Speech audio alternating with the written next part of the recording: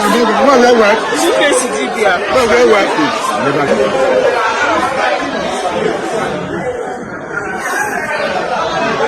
Now Tuface, so guys, Tuface just entered the House of Assembly and he has caused commotion everywhere. Tuface in the Edo State House of Assembly right now. Tuface Idibia is in Edo Assembly.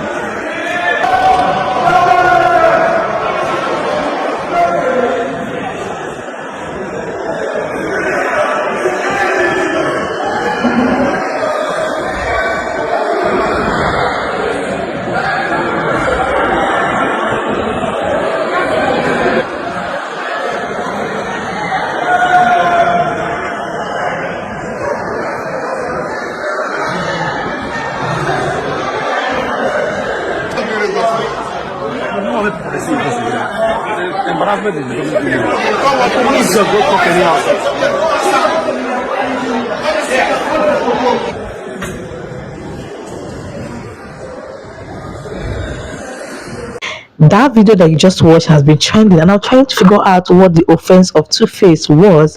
What did he do? What exactly is the problem? Why are people on his face capturing him with their phone? Why so close to him? Even got to the point that he has to bend his head. Whether he is shy or he is, oh my goodness, that is so embarrassing. That was so embarrassing. That was really embarrassing. Even me that was watching, I got so angry. Like, if he flips or he threw away any of those people's phone, now people will say that why will you come that close to him to capture him? What did he do? Is he not permitted to be in that place, in that House of Assembly? Did he commit anything? Anyways, the honorable member of the House of Assembly of Edo State, Natasha, has this link with Tuface. People have been speculating that both of them are dating each other. But at this point, even if that is the case, did he commit any crime? Is it an offense? It can only be an offense when he goes ahead to marry Natasha, when he has not legally divorced the wife. And meanwhile, Tuface came online a few days ago to talk about him being separated from Annie for the longest time, and they are about to conclude their divorce. I mean, on that ground, he's free to mingle, but he's not free to get married, of course, because he has not legally divorced the first wife, Annie. Since the law court has not nullified their marriage, he can't marry another. If he goes ahead to marry another, it's then bigamy, and that is a crime here in Nigeria, and they can actually sue him, and he will go for 7 years imprisonment. So from the angle of marriage is nullified, but from relationship or having stuff, especially when two people are separated, now there's what we call judicial separation. This is not a legal video, but I feel like let me enlighten you guys more as someone that has basic knowledge of Nigerian law. That's what we call legal separation. During that, the husband and wife are still married, but they don't owe each other anything. I mean, you're not obligated to have sex with your husband. You can't cook for him. You can, like, all those basic things that you do for your wife or you do for your husband, you are not entitled to. But you guys are still married, but some benefits of being husband and wife is no longer there. So at that point that you are legally separated, to some extent, why the court grant it, or why some couple go for legal separation, judicial separation, just call it judicial separation, that's the legal name. Why some people go for it is to enable them to see if they can actually reconcile again, or to enable them to see if they can patch out their differences. That's just the basic reason for judicial separation. So now that phase is over and they're entering into their divorce. So he has every right to be with Natasha. Like, so why did so much noise? Why?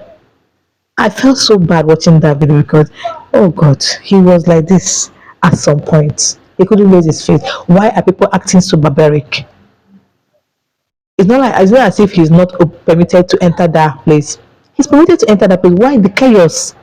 I don't understand. Why the chaos? Please, if there is anything I'm missing in the chaos in that video, please, I would like to know in the comment section because I don't really understand. Moving on, another interesting case is about EFCC.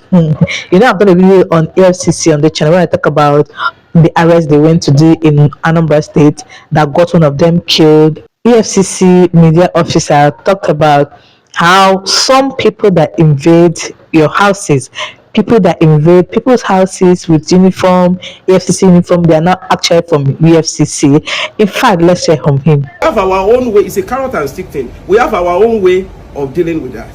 Okay. And don't forget that it is not all of these cases where you have people breaking in and all of this.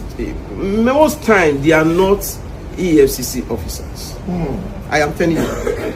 I have had calls severally to say that some of these kids that you see online, you see people wearing happy car, wearing all these funny things. No, now that's not EFCC. I'm telling you. But people do that to discredit us, and we have been shouting and shouting and shouting, I can't recollect how many press statements I have written to say that all of these people, they are not from us. Now, if someone comes and he says, oh, I am from the EFCC, ask him to establish his identity.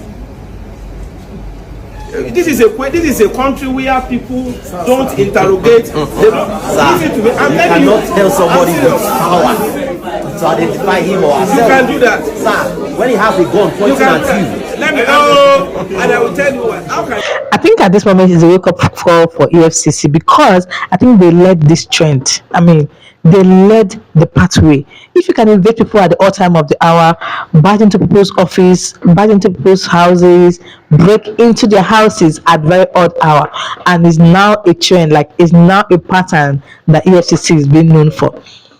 You don't have to blame ordinary people, armed robbers, for mimicking or copying that pattern, because on a normal day is only in extreme cases, only is in well investigated cases of a criminal that you can now have that right to exercise. It's true that the law to some extent gave them the permission to back into people's house, to use any force that is reasonable to break into a house where a search and arrest warrant has been granted.